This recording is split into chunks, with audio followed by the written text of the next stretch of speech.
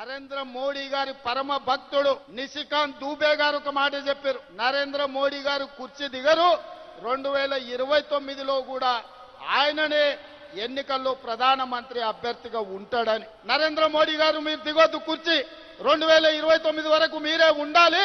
2029 ఎన్నికల్లో అటల్ బిహారీ వాజ్పేయి ఆర్ఎస్ఎస్ చేయలేని పని, నరేంద్ర మోడీని గద్దెదించే పని మా నాయకుడు రాహుల్ గాంధీ గారి నేతృత్వంలో ఎన్నికల యుద్ధ రంగంలో నరేంద్ర మోడీని ఓడిస్తాం.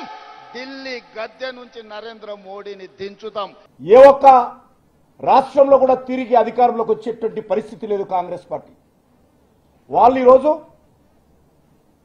భారతీయ జనతా పార్టీ పైన, మోడీ గారి పైన ఇష్టారాజ్యంగా మాట్లాడేటువంటి ప్రయత్నం చేస్తా ఉన్నారు.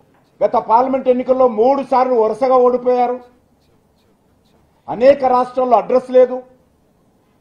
కాంగ్రెస్ పార్టీ జీరో పార్టీగా మారిపోయింది అనేక రాష్ట్రాలలో. అలాంటి కాంగ్రెస్ పార్టీ సూర్యుని మీద ఉమ్మినట్టుగా మోడీ గారు విమర్శిస్తున్నారు. సూర్యుడి మీద ఉమ్మేస్తే మీ ముఖాల మీదనే పడుతుంది.